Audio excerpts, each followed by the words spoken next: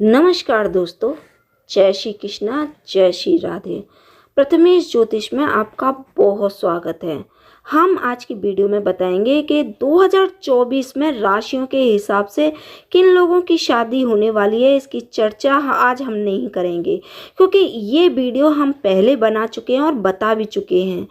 कई बार ऐसा होता है कि राशियों के हिसाब से हम या फिर लगन के हिसाब से हम भविष्य फल तो बताते हैं, लेकिन ऐसा होता नहीं कि आपकी या किसी की भी शादी हो जाए। तो इसके कई कारण होते हैं। इसका मेन कारण होता है व्यक्ति की कुंडली में कुछ ऐसे दोष होते हैं जिसकी वजह से ये गोचर आपको उतना अधिक प्रभावशाली नहीं रहता। अगर कोई ग्रह किसी राशि के अनुकूल जाकर विवाह की संभावनाएं बना भी रहा है तो कई बार ऐसा होता है कि कुंडली के दोष के कारण वो नहीं हो पाता। हमें कमेंट भी आते हैं कि उनकी शादी नहीं हुई, आपने तो भविष्यवाणी की थी। तो इसका कारण कुंडली होती है और उसका होता है सप्तम भाव। उस पर कुछ विशेष ग्रहों का प्रभाव होता है।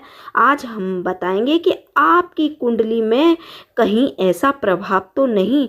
आप खुद देख सकते हैं आपकी कुंडली में ऐसा कोई कारण तो नहीं।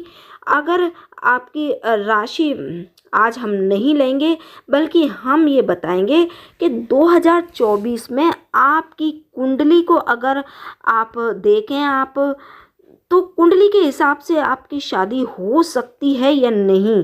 डिले तो नहीं है, समय तो ऐसा नहीं, दशाएं तो ऐसी नहीं जो आपके फेवरेबल नहीं हो, जो आपको आपकी शादी नहीं करवा रही हो। तो ये सबसे पहले आपको क्या करना है, आपको अपनी कुंडली को उठाना है।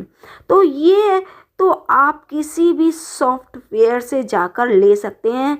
आजकल तो कुंडलियां बन जाती हैं, कोई भी सॉफ्टवेयर में आप देख लें, अपनी जन्म तारीख, पता और जन्म का स्थान, नाम इत्यादि उसको फिल करें। और अगर आप महिला हैं, पुरुष हैं, ये सब डालकर अगर आप इस सॉफ्टवेयर से अपनी कुंडली खोलते हैं तो वो बन जाती है। अब आप उस कुंडली पर, लग्न कुंडली पर नज़र डालिए और नज़र डालिए उसके सप्तम भाव पर। सप्तम भाव को देखिए कि वहाँ कोई ऐसा कारण तो नहीं जो हम बताएंगे जिससे निश्चित होता है कि अगर आपके लिए इस राशि के, इस लगन के हिसाब से ये समय आपकी शादी के लिए फेवरेबल है या नहीं, शादी की संभावनाएं बन रही हैं या नहीं बन रही, या फिर डिले हो रहा है तो फिर क्या कारण है। तो अपनी कुंडली खोलें और सप्तम भाव को देखें। ये कुंडली का सप्तम भाव होता है। यहाँ पर अगर कोई नीच का ग्रह है या फिर राहु, केतु, मंगल या फिर सूर्य विराजमान है, शत्रु राशि में अगर हैं और गुरु भी हैं अकेले शत्रु राशि में, तो वो भी आपके सप्तम भाव को पीड़ित कर देते हैं, खराब कर देते हैं। आप कौन से ग्रह शत्रु राशि में होते हैं, कौन सी राशि किस ग्रह की शत्रु की होती है, तो हम इस चार्ट में आपको दिखा देते हैं। जैसे कि सूर्य चंद्रमा का मित्र है, मंगल का मित्र बुध है, बुध के साथ सम है, सम यानी कि दोस्त न दुश्मन। बृहस्पति के साथ मित्रता है, शुक्र शनि राहु केतु के साथ शत्रुता है। ऐसे ही चंद्रमा सूर्य का मित्र है, मंगल के साथ सम है और बुध से उसकी मित्रता है। इसी तरह से आप अपनी कुंडली के सप्तम भाव के स्वामी की स्थिति को देखिए। सप्तम भाव का स्वामी कौन होता है ये हम आपको इस चार्ट में बता देंगे कि किस नंबर का स्वामी कौन होता है। ऐसी स्थिति में विवाह में देरी या फिर विलंब या फिर शादी के बाद में भी परेशानियां बनी रहती हैं। ये पहला नियम होता है। अब आते हैं दूसरे नियम पर। यहाँ पर हम देखते हैं कि सप्तम भाव का जो स्वामी है वो किस अवस्था में है। अगर वो पीड़ित हो जाता है या फिर ये योग आपकी राशि में अलग से बन रहे हैं, जो गोचर ये बना रहा है, किन ग्रहों पर दिक्कत लेकर आएगा, ये सब स्वामी से हम इस भाव के स्वामी से पता करेंगे। तो आइए बताते हैं कि यहाँ सप्तम भाव में कोई ना कोई अंक ज़रूर लिखा होगा। उस अंक के हिसाब से हम आपको यहाँ उसका स्वामी बता रहे हैं। और अगर वह स्वामी नीच अवस्था में कहीं ना कहीं बैठा हुआ है तो आपकी कुंडली में या तो शत्रु राशि में बैठा हुआ है, राहु के साथ केतु के साथ अगर बैठा हुआ है, या फिर सूर्य के साथ बैठकर अस्त हो रहा है, तो भी ये स्थितियां खराब होती हैं और शादी के योग बनते हुए भी नहीं बन पाते। तीसरा नियम है शुक्र का। शुक्र अगर कुंडली में, आपकी कुंडली में अस्त है, या फिर वही स्थिति सूर्य के साथ है, राहु के साथ है, केतु के साथ है, ये स्थितियां बन रही है, या फिर 6, 8, 12 में बैठकर खराब फल दे रहा है, या फिर खासकर 6 या 8 में बैठकर पीड़ित अवस्था में है, तो शत्रु राशि में है, तो फिर वहाँ विवाह में दिक्कतें होती हैं। अगर शत्रु और मित्र राशि है तो हम आपको यहाँ बता देते हैं कि ये सारी स्थितियां आप देखेंगे और पता चलेगा कि आखिर कुंडली की स्थिति क्या है, कुंडली में विवाह के योग हैं भी या नहीं। अगर नहीं है तो फिर गोचर अगर आपकी राशि के अनुसार फेवरेबल है तो भी आपकी शादी नहीं हो पाती। फिर हम आपको बताते हैं तो आप कहते हैं कि हमारी तो शादी नहीं हुई। ये कारण होता है आपकी कुंडली में, जिसकी वजह से आपकी शादी में दिक्कत आती है, डिले होता है, विलंब होता है। कई बार शादी होने के बाद भी दाम्पत्य जीवन खराब होता है। तो इसका कारण भी सप्तम भाव होता है। इसका सप्तम भाव अगर पीड़ित होता है, अगर सप्तम भाव का स्वामी पीड़ित होता है, सप्तम भाव के जो कारक ग्रह शुक्र होता है वो पीड़ित होता है, या तो वो स्थितियां उत्पन्न होती हैं, तो अब हम आपकी कुंडली में आपके गुरु को आप देखेंगे जो कि शादी के कारक होते हैं, विवाह करवाते हैं। अब आप किसी भी राशि के हों, लग्न के हों, आपकी कुंडली में देखिए कि आपका गुरु किस अंक पर बैठा हुआ है। गुरु या बृहस्पति अगर आपकी कुंडली में 1, 5, 7 या 9 इस अंक पर बैठा हुआ है तो इस साल आपकी शादी 2024 में आपके विवाह के योग 1 जनवरी से लेकर 30 अप्रैल 2024 तक बनेंगे।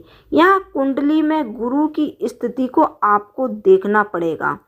चंद्रमा जिस भी अंक पर बैठा हुआ है वह उसकी राशि होती है। यहाँ हम चंद्रमा की बात नहीं कर रहे, हम आप किसी भी राशि के हों, अगर किसी भी अंक पर आपका चंद्रमा हो, यहाँ गुरु की स्थिति मायने रखती है। अगर आपका कुंडली में गुरु 1, 5, 7 या फिर 9 अंक इस राशि पर बैठे हैं, यानी कि मेष, सिंह, तुला या फिर धनु राशि में है, तो फिर 2024 में विवाह के योग आपके बनेंगे 1 जनवरी से 30 अप्रैल तक। अगर ऐसा नहीं है, गुरु अगर आपके 2, 6, 8 या फिर 10 अंक पर बैठे हैं, यानी कि वृषभ, कन्या, वृश्चिक और मकर राशि पर बैठे हुए हैं, तब आपके लिए 1 मई से 31 दिसंबर 2024 तक का समय आपके विवाह के लिए योग कारक हो सकता है। इसलिए आपको यहाँ पर प्रयास अवश्य करना चाहिए। रिश्ता आएगा, आपकी शादी की बातचीत भी होगी, इसलिए ध्यान रखें, आपको लाभ होगा। अब एक महत्वपूर्ण बात, अगर आपकी उम्र 32 से ज़्यादा है तब आपको यहाँ ध्यान रखने की आवश्यकता होगी, क्योंकि ऐसे योग बन रहे हैं जो आपको बहुत लाभ देंगे और इसका आपको लाभ ज़रूर उठाना चाहिए। आप अपनी कुंडली में देखें, ऐसे योग बन रहे हैं। अगर इस समय को आपको बिल्कुल हाथ से नहीं जाने देना है। चाहे फिर आप 25 से 30 के बीच हों या फिर उससे ऊपर के हों, तो भी इस मौके को आप हाथ से नहीं जाने दें। अगर आपकी कुंडली में आप लगन को देखिए, अगर आपका लग्न वृषभ, तुला, सिंह या कुंभ लग्न है, यानी कि 2 अंक लिखा है, 5 है, 7 या फिर 11 अंक लिखा हुआ है, तो भी आपके पूरे साल विवाह के योग बनेंगे 2024 में, क्योंकि शनि 2024 में कुंभ राशि में रहेंगे। आप जानते हैं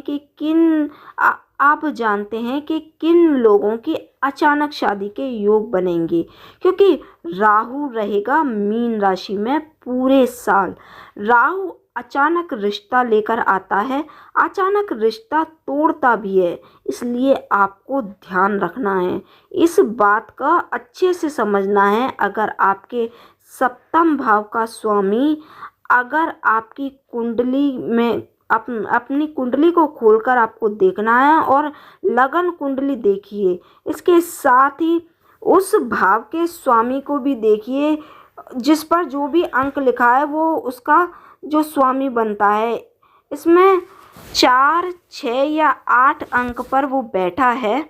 आपके सप्तम भाव का स्वामी अगर 4, 6 या फिर 8 अंक पर बैठा है, यानी कि कर्क राशि, कन्या राशि या वृश्चिक राशि पर बैठा है, तब राहु अचानक रिश्ता लेकर आएगा।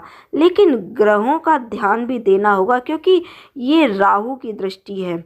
इस बात को आपको अच्छे से समझना होगा। 2024 में राहु आपका अचानक रिश्ता लेकर आएगा। अब वीडियो आपने देखी, अगर आपको अच्छी लगी हो तो अपने ज़्यादा से ज़्यादा दोस्तों के साथ शेयर कीजिए और चैनल को सब्सक्राइब कीजिए, क्योंकि आपने देखा होगा, समझा होगा और ये जानकारियाँ आपको अच्छी लगी हों, उपयोगी लगी हों, तो आप अपने दोस्तों तक, अपनी पहचान के लोगों तक ज़्यादा से ज़्यादा इसे शेयर कीजिए और उन्हें भी इनका लाभ हो, ऐसा प्रयास कीजिए। आप कमेंट करके अपने विचार भी हमें दे सकते हैं। अब मिलेंगे अगली नई वीडियो में, तब तक जय श्री कृष्णा, जय श्री राधे, हर हर महादेव।